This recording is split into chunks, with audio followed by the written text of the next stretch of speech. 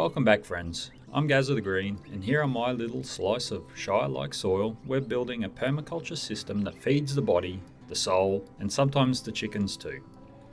This week's principle is one of my favourites. Obtain a yield. Because let's be honest, we all need something back from our efforts, whether that's food, joy, or even just a beautiful place to sit and have a cup of tea or coffee. Obtain a yield might sound like common sense, and it is. But in permaculture, it carries more meaning than just harvesting a basket of tomatoes. It's about designing systems that give something back, whether it's food, firewood, compost, seeds, beauty, or even just joy.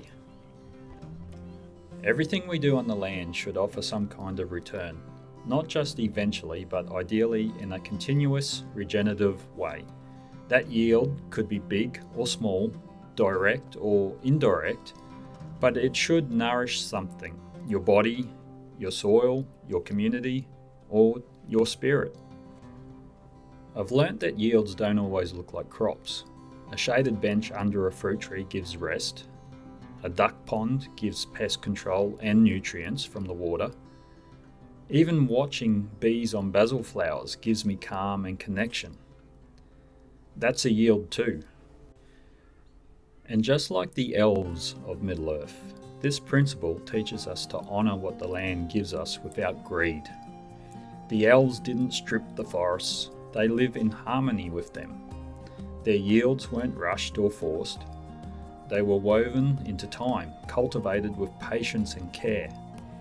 The gardens of Lothlorien weren't just beautiful, they were bountiful. But that abundance came from reverence and relationship, not extraction.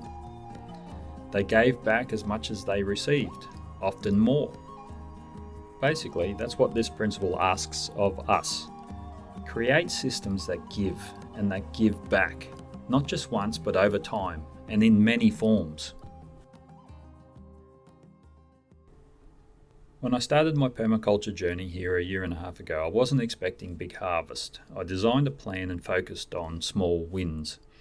We created swales and planted a food forest on them, where the short-term yield can be seen as joy from the new plants growing, and also from them providing shelter for the native habitat. We also built a kitchen garden that provided all the greens for my family needs.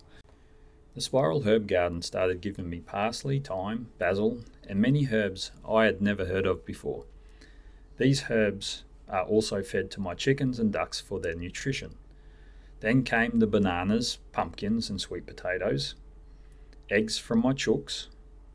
We started to make compost from the kitchen scraps. Even some of the weeds in the yard I ate, and they also taught me what the soil was missing.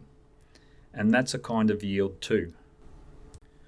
And more recently, I've been getting a yield I never expected, and that's with the joy of sharing and showing people what and how permaculture can do to improve your property, your home, and your life. And one of the most satisfying yields for me so far has been just sitting down to a simple meal that I grew myself. For me, it's the most Hobbit thing you can do. The Shire was bursting with yields, gardens full of cabbages and taters, cellars full of beer and preserves, pantries stocked with seed cakes, and don't forget old Toby. But the biggest yield the Hobbits harvested was contentment. They lived in harmony with the land, not to dominate it, but to enjoy its gifts. Tolkien said, "It is the job that's never started as takes longest to finish." And once you start working with nature, those little wins start to add up.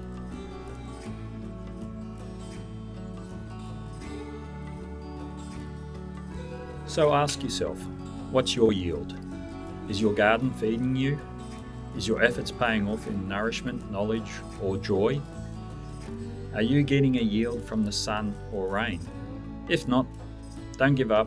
Maybe your system just needs a little tweak. Maybe it's time to harvest in a different way. Let me know in the comments what you've been harvesting lately, whether it's lettuces, lemons, eggs, or just a good lesson. If you're enjoying this slow and steady walk through the 12 permaculture principles, tap that subscribe button and join me next week as we dive into applying self-regulation, and accept feedback. Cheers. See you next time, friends.